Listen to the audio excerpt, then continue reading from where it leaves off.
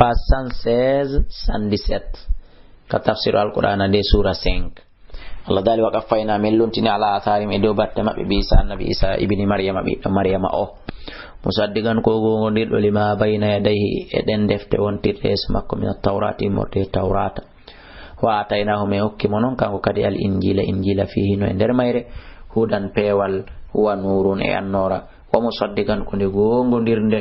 lima bayna yadayhi den defte wontirde yeso mayre min at-taurati morde taurata wa hudan ko de pewal wa mau'izatan ko de waju kono non lil muttaqina kono de hulobe Allah be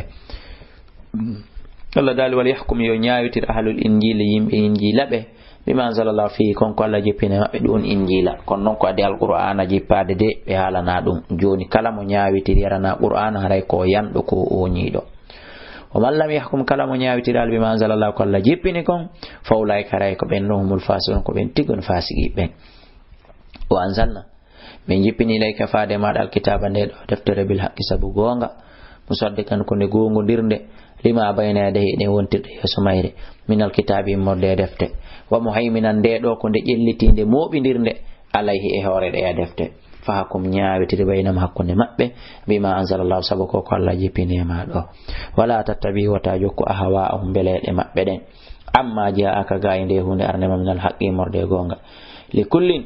wanande kala ja'alna minkum min wadani morde modon shir'atan sharia wa min hajan e lawol islam gol o rewata wala sha Allah sallallahu alaihi wasallam la ja'alakum wadayna ummatan wahidatan muftagote walakin skun ko wadiri dum beeda dum da liyabilokum ko fiyo jarribor on fi ma atakum fi konko okki o dan okka gandal o dan okka majjere o dan okka jawdi o dan okka miskinan kako o dan okka lam o dan okka lamede o dan okka dole o dan okka lo'ere goto kala Allah jarribi be anda fastabigul khairat none wo ka wada dum none wo no tawrudon hore mon kon son jabi folondire e wadugol ko mojje yo folondire e rewgol Allah e jula janga ila Allah ko faade kala marji'ukum ni ruttorde mon den jami on den dangal mardo e mara lamido e mo lamaki pay kun e mawdo fayunabbikum hum bitaw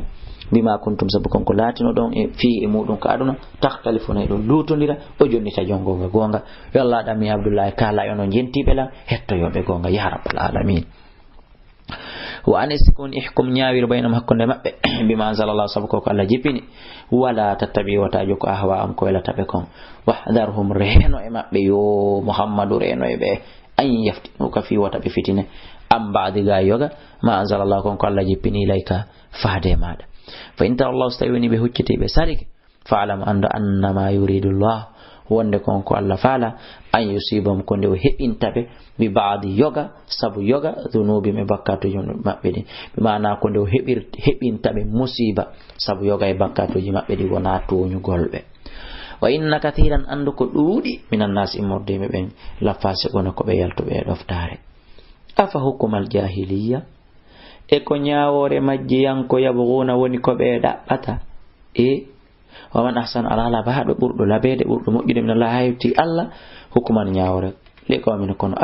ko nande be yogino na be no holo dum konko won be wolude ya ayyuhalladhina amanu kono yogum dimbe la tattakhidhu wa tanjugito al yahuda be wan nasara ben awliya awildi be few tawunde wondon e mabbe ba'dhum ko yoga e mabbe awliya ba'dun woni yildi be yoga wa man yatawallam kala do weldudo e mabbe minkum e modon fa inna waray on don minhum o jeeyama e mabbe inna Allah andeno Allah la yahdi o fewnata alqawma zalimin be tonyo ben fatara alladhina ya'min fi qulubihim bi berde mum maradun yawna fi gaku yusari'una hibe adondira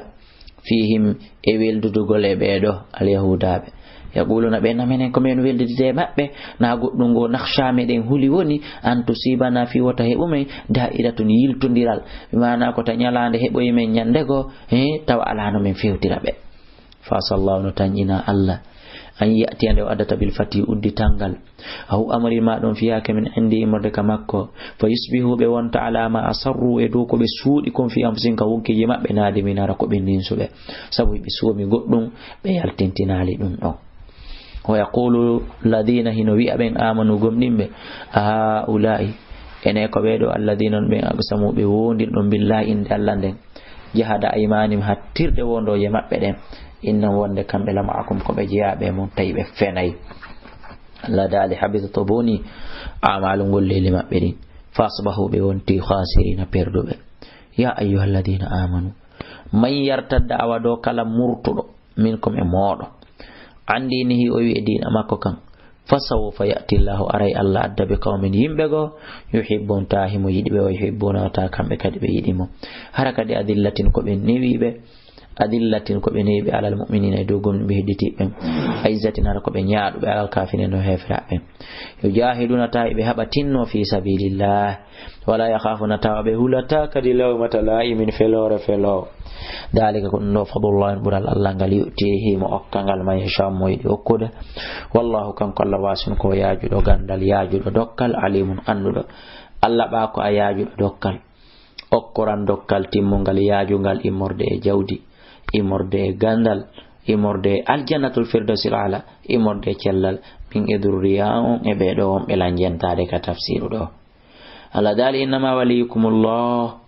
ande ko gido mun ko Allah wa rasulene laado makko walladina ben amanu gumdimbe alladina ben yuqimuna salata ben nyibe julde mabbe ne waytuna zakata be tazakka jawle mabbe den wa hum ta kambe rakiuna hibe jula hibe ru wadiru ko aya on hina mari sababun nuzul on nodda kan numéro téléphone ji 631 60 53 09 628 même numéro 657 même numéro man yataballa Allah kala weldudo do Allah wa rasulina laado makko walladina ben amanu gumdimbe haray o ni jeya do e fedde Allah de ale fa inna hizballahi ande no fedde Allah de humul ghalibuna ko be folobe ya ayyuhalladina amanu la tattakhidhu wa tanjugito alladina ben ittakhadhu yugiti be dinakum dina mon kan huzwan jalnuri walaiban fi jindaru min alladina imurde ben utul kitaba o kabe defte min qablikum aditibe on wal kuffara heferbe ben taw jogito be do pap awliya weldi be jattigi be taaji mo woni mabbe